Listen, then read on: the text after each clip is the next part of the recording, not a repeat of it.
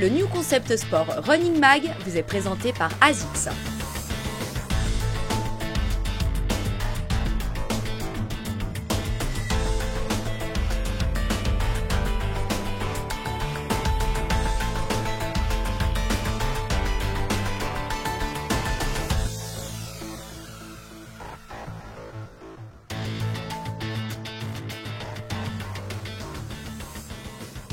Mon tableau de marche, c'est d'arriver à maintenir une allure de 7,15, 7,20 kills. Et puis voilà, en fait c'est surtout sur les pulses, je vais me caler à 150 pulses maximum, histoire de pouvoir bien sûr tenir jusqu'au bout. Et puis après le dernier kilomètre, si j'ai encore un peu d'énergie, mettre un peu plus de gomme, mais l'idée c'est vraiment d'y aller tranquille. Le mois passé, nous avions laissé notre Judith au départ de son premier semi-marathon, avec l'objectif de le boucler autour des 2h30, mais surtout avec celui d'y avoir du plaisir et de ne pas se faire exagérément mal. Pour Judith, l'essentiel était déjà acquis.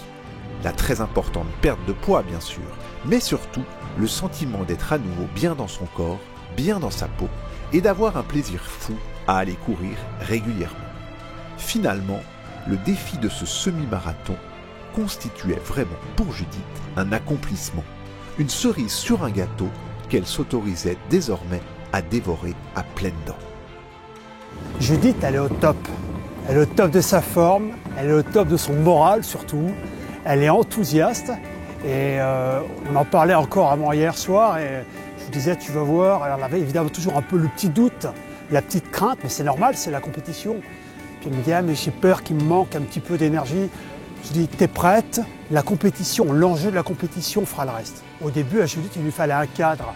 On avait fixé 7 minutes 15 par kilomètre, et ceci au moins jusqu'au 15e kilomètre. Ensuite, c'est carpe diem. Si elle a du jus, si elle a l'envie, si elle a les jambes, elle va tout donner. Mais au départ, il fallait absolument ce cadre. Mais ça n'empêche pas les sensations.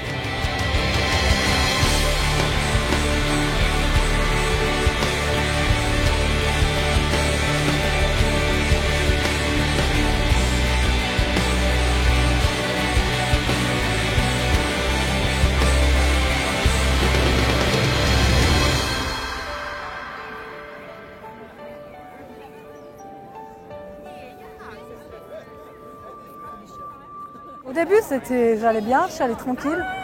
J'ai vraiment gardé un rythme. Malgré tout, je trouvais que les kilomètres défilaient assez rapidement, étonnamment. En plus, c'était sympathique, il y avait le vent un peu de face, joli paysage.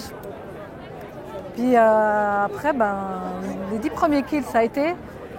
Après, les 10 suivants, mais ça a toujours été, ouais, j'ai gardé le rythme tout le long. Mais c'est vrai qu'il y a une petite différence quand même, je dirais. Les 10 premiers, on fait attention à bien garder le rythme. J'ai l'impression que les 10 suivants, on se lâche un peu plus. Et puis, voilà, ça a été bien. Sur la fin, à la descente de la rade, j'ai l'impression d'avoir pu remonter quelques personnes. Peut-être ceux qui sont partis trop vite. Et puis après, les 3 derniers kills, j'ai un peu mis la gomme. J'ai mal aux jambes maintenant. Mais j'ai un peu accéléré. Et j'ai réussi à finir en 2h32 minutes. Donc, mon objectif. Du coup, tu te dis que ton prochain objectif, Sierzinal, c'est quelque chose de plausible? Il faut que je m'entraîne quand même. Mais oui, si on veut, on peut.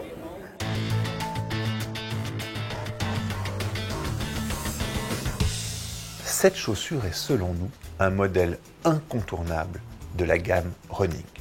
Il s'agit de la Brooks Adrenaline et nous avons eu maintes fois l'occasion de la présenter dans ce mag. Pour nous, la Brooks Adrenaline est considérée depuis plusieurs années comme la chaussure numéro 1 des chaussures stables, c'est-à-dire pour coureurs dits pronateurs. Cette année, avec la sortie de la version 19 de l'Adrenaline, la question de la pertinence de faire évoluer une chaussure déjà très performante sur le plan technologique se pose vraiment. Elle se pose vraiment dans la mesure où Brooks a décidé cette année de révolutionner totalement le modèle en se posant la question suivante.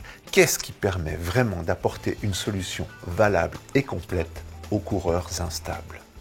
En résumé, pendant 45 ans, l'industrie de la chaussure de course à pied n'avait qu'une seule réponse. Il s'agissait en gros simplement d'ajouter une mousse à la densité plus importante à l'intérieur de la chaussure afin de créer un effet anti-pronation au déroulement du pied. Ces dernières années, les équipes de biomécaniciens de Brooks ont tenté de répondre à la question de manière un peu plus élaborée, en particulier pour s'adresser aux coureurs hyperpronateurs. Ils sont arrivés à la conclusion que la stabilisation de l'articulation du genou en lien avec le mouvement du pied est la priorité numéro 1 pour pallier aux blessures propres aux pronateurs. Le fruit de cette réflexion assez révolutionnaire est présent aujourd'hui dans la dernière Brooks Adrenaline. Il s'agit du nouveau système global de maintien Guide Rails. Les Guide Rails, c'est un peu comme les rigoles au bowling. Lorsque la boule dévie, elle rectifie la trajectoire. Jusqu'ici, l'industrie s'était concentrée sur le pied. Avec le double Guide Rails de l'adrénaline, le genou et le pied travaillent désormais ensemble en accompagnant le pied à chaque foulée. Pour des vendeurs spécialisés en running, une telle révolution pose souvent problème. Comment, en effet, convaincre un client qui est habitué à un modèle de continuer avec ce modèle avec la même sécurité, alors même qu'il a connu des changements importants? Soyez rassurés, nous n'avons eu aucun retour négatif et nous n'avons vu aucune différence majeure au niveau de la tenue de la pronation, même si à l'image vidéo, le pied plonge un petit peu plus. Et ce qui est unanime, c'est que l'Adrenaline 19 est une véritable pantoufle.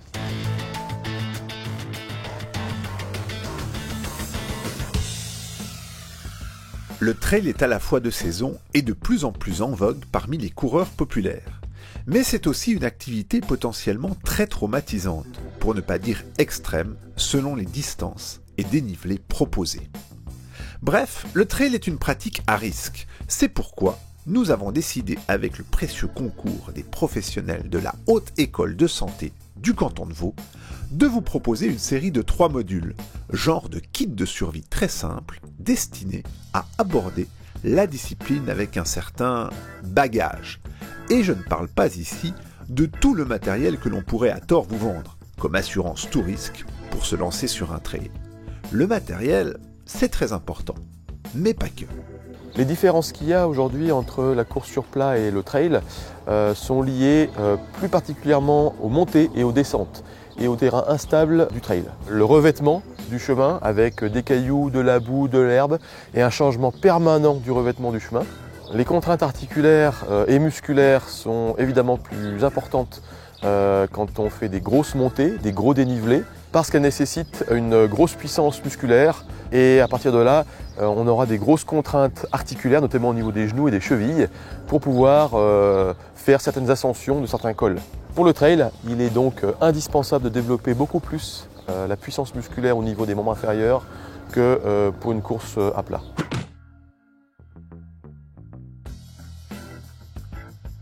Une fois qu'on est monté, il faut descendre.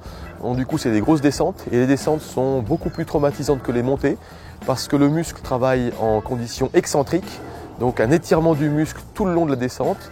Donc, qui dit excentrique dit cassage de fibres musculaires et dit forcément 48 heures après des courbatures.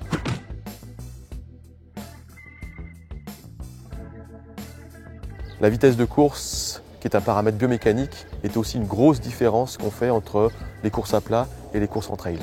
Et pour une performance en trail sur une distance de 170 km, eh bien pour rentrer dans les temps, on a une vitesse de course d'environ 4-5 km/h.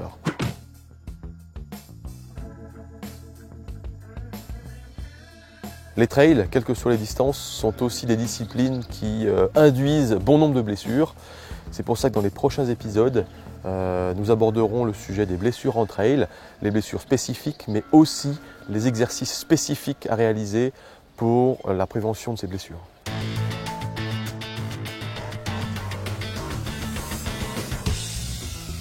Pour ce deuxième sujet produit, j'ai décidé de vous présenter et de porter sur moi mon coup de cœur du mois, les textiles de la dernière gamme Running Compressport, un truc de fou. En 2016, Compressport avait déjà créé la première couche la plus légère au monde, le 3D Thermo Ultralight. 3 ans plus tard, le record est pulvérisé avec 40% de poids en moins. Un t-shirt de 45 grammes, c'est celui-là, et un débardeur de 35 grammes, celui-là. T-shirts, débardeurs, shorts, c'est une gamme simple mais extrêmement performante que nous propose Compressport ce printemps. Je résumerai les atouts de la ligne en 3 points classiques mais particulièrement aboutis ici. Expérience faite personnellement lors de très belles et longues sorties en montagne. Le premier point, c'est l'ultra-légèreté. C'est un truc de fou de sentir quelque chose d'aussi léger sur soi. Le deuxième, c'est la qualité ventilatoire exceptionnelle du produit, véritablement très respirant. Et le troisième point, c'est le confort de la fibre, très douce et ne provoquant aucune irritation au frottement. Le petit revers de la médaille des qualités de ces produits, c'est que vous devrez les traiter à l'utilisation et au lavage avec la plus grande délicatesse.